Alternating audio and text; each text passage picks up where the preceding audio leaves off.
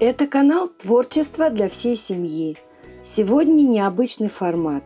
Мастер-класс «Роспись по дереву» и немного расскажу о себе и моем пути к творчеству. Для работы понадобится какая-нибудь деревянная поверхность, поднос, коробочка, дощечка, пергамент, карандаш, копирка, можно обычную взять, кисточки разных размеров, синтетической щетины, заостренной на конце, обычная кисть, тонкая наждачка, акриловые краски. Поверхность зашкуриваю и стираю древесную пыль. Грунтую или слева направо, или вверх-вниз. Она должна быть идеально гладкой. Интересное дополнение фона, которое можно использовать и в других работах. Роспись по дереву – это техника, и совсем не обязательно уметь рисовать. Техника так называемого одного мазка. Но вы увидите, что я часто поправляю, добавляю. Давно этим не занималась. Покажу несколько своих старых работ.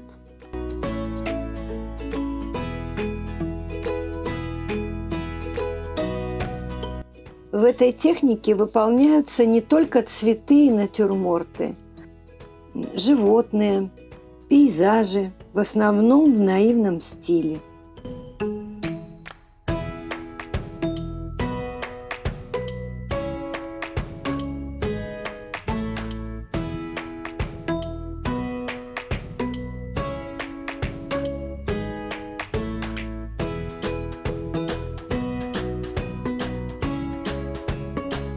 Ссылку на эскиз к этой работе вы найдете в описании под видео.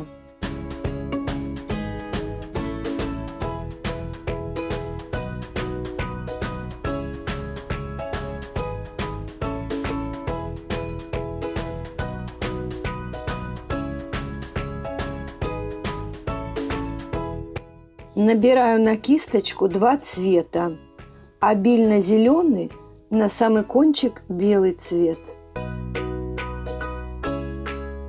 Мазки делаю от края к центру, как в листьях, так и в цветах.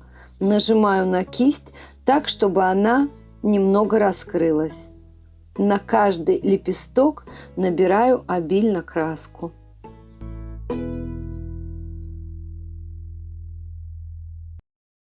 Меня зовут Лена. Мне 64 года. Из них 5 лет я живу в Израиле, в центре страны. Я учитель-дефектолог. 25 лет работала в школе для детей с душевными проблемами. А год назад я вышла на пенсию. Приехали в Израиль мы из Москвы. Но родилась я и выросла в Сибири, в городе Иркутске. В нашем городе была очень хорошая картинная галерея. И я очень любила туда ходить. В этом музее в первом зале висели картины моего деда, которого я знала только по его этюдам, которых в нашем доме было очень много. И, конечно, картинам из музея. Он умер задолго до моего рождения. В семье рисовали все, кроме меня. Но так было не всегда. В детстве я очень любила рисовать, до 8 лет. Однажды, случайно, я услышала разговор между родителями. Мама и папа думали, что я сплю, но я не спала.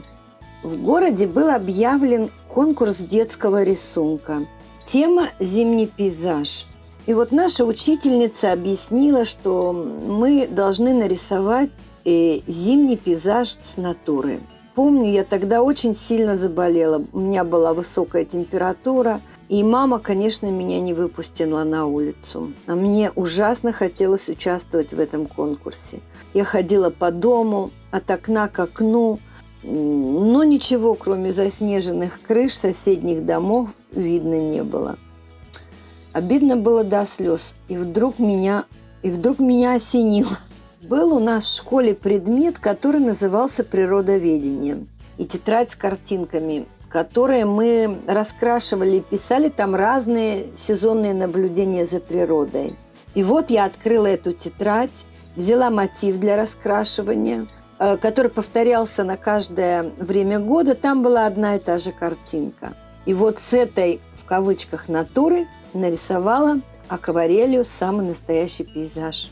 Там было поле, и сосны, и река, и заснеженные вершины гор.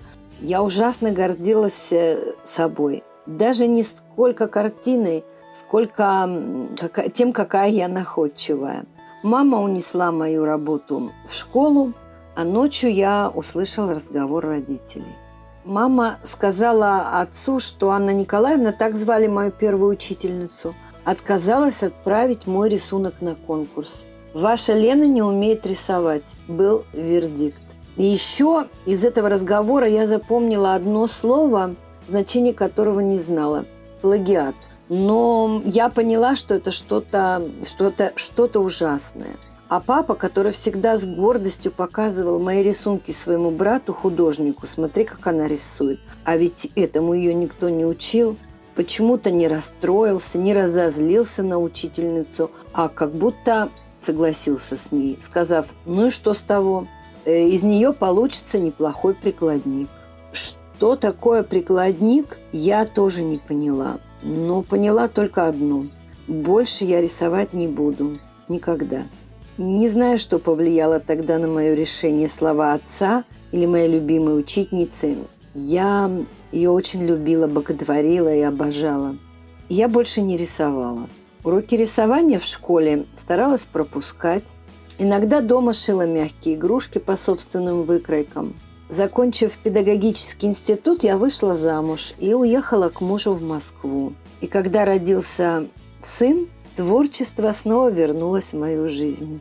Он замечательно рисовал с самого раннего возраста. И я не могла не нарадоваться. А еще каждый год, к Новому году, я придумывала и мастерила ему костюмы.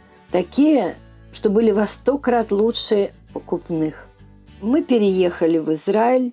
И после того, как я подтвердила свой диплом учителя, стала работать в школе для особенных детей. Сначала в качестве помощника учителя, а затем учителем после обеда. Учебный день длился до 4 часов дня. В школе меня все время просили то сделать какое-то пособие, то что-то оформить. И очень быстро раскрыли мой дремлющий, в кавычках, талант. В кавычках, потому что я не верила. Но меня отправили учиться. Курсы, где я училась, были похожи на обычные кружки. Учеба была довольно дорогой, и материалы стоили недешево. Я старалась выбирать только те мастер-классы и курсы, которые могла применить потом в работе с детьми. Такие как поделки с младшими детьми или папье-маше. Узнала, что существует очень много новых классных материалов для творчества, и научилась различным техникам. Были там и очень интересные курсы, которые меня очень привлекали, например, витраж. Но это было мне не по карману. Да и училась я только для того, чтобы потом работать с детьми. В конце обучения у меня остались учебные часы, и я не могла придумать, как их использовать. Тогда мне предложили роспись по дереву. Я, конечно, заявила, что не рисую. Мне объяснили, что рисовать уметь не надо, что это только техника. Я подумала, что моим особенным детям это вряд ли подойдет. О, как я ошибалась тогда! И решила взять этот курс просто для себя.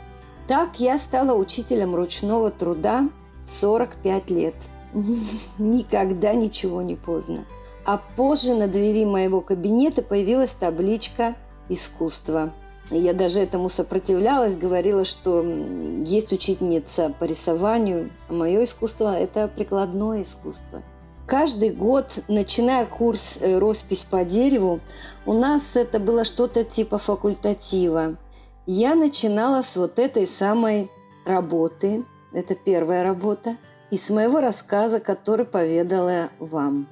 Подростки с очень тяжелыми психиатрическими диагнозами, неуверенные в себе, замкнутые настолько, что к ним невозможно пробиться. на 45 минут становились совершенно здоровыми и обычными детьми.